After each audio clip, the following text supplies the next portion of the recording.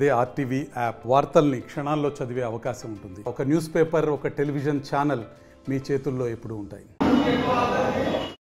కుట్ల కేయలేక గత 10 ఎలక్షన్లో మేము కలిసిపోయాం. అప్పుడు కొద్దిగా కేటర్ కలిలేకపోయింది. ఇప్పుడు మొత్తం కలిసిపోయి కేటర్ ఇప్పుడు ఆ భావన లేదు. ఇప్పుడు కేఈ కృష్ణ భావన పోయింది. ఒకటే భావన వచ్చింది. తెలుగుదేశం కార్యకర్తలుగా మాకు 2 ఫ్యామిలీస్ కలిసిపోయి కార్యకర్తలు కలిసిపోయారు. మాకు మా గ్రామంలో కూడా విభేదాలు లేక అది కలిసిపోయాం. కాబట్టి దాంతోపాటు మా కలియక తర్వాత ప్రభుత్వం మీద వ్యతిరేకత ఇవన్నీ కూడా తోడై ప్రజలు ఎప్పుడెప్పుడు ఈ గవర్నమెంట్ పంపిస్తాం, ఎప్పుడెప్పుడు తెలుగుదేశం పార్టీ రావాలని ఆశకు ఎదురు చూస్తున్నారు.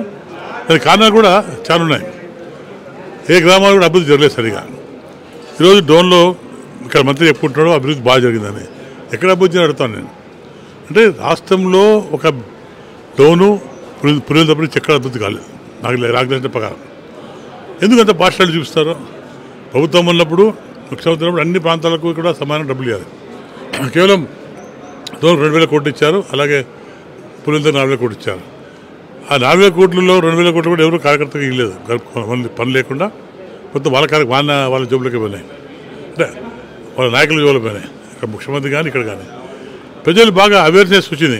ఈరోజు సరాయి కానివ్వండి, ఇసుక కానివ్వండి, ఏ రకం తీసుకునే రైతుల సబ్సిడీ కానివ్వండి, డ్రిప్ కానివ్వండి, అనేక రకాల ఇబ్బందులు ఉన్నాయి. ఈ ప్రభుత్వంలో ఎస్సీలకు డ్రోన్స్ ఇచ్చేవారు కార్లు. అది పొందనే రైతులకు సబ్సిడీ కింద డ్రిప్స్ ఇచ్చేవాళ్ళు. ఈ ప్రాంతంలో తక్కువనే కాబట్టి స్ప్రింక్లర్స్ డ్రిప్స్కి ఈ ప్రాంతం ఎక్కువ. 5 సంవత్సరాలు అట్లా రాలేదు. కాబట్టి రైతులకు చాలా ఇబ్బంది పడిపోతారు. ఇవన్నీ కారణాలు కలుపుకొని ఈరోజు ఇంత పెద్దగా బ్రహ్మాండంగా ఇది ఒక నాంది. ఇది ఒక శుభసూచిక. శుక్రవారం లక్ష్మీ రోజు డోన్లు ప్రజలు మమ్మల్ని పెద్ద ఎత్తున మమ్మల్ని కేవలం కుటుంబాన్ని 2 పెద్ద ఎత్తున మాకు స్వాగతం పలికారు. కాబట్టి ఇది ఒక శుభసూచకం. రాబోయేది నాంది, మా డోన్ నాంది. ఇది తప్పకుండా మేము మా ప్రభుత్వం ఏర్పాటు చేస్తాం.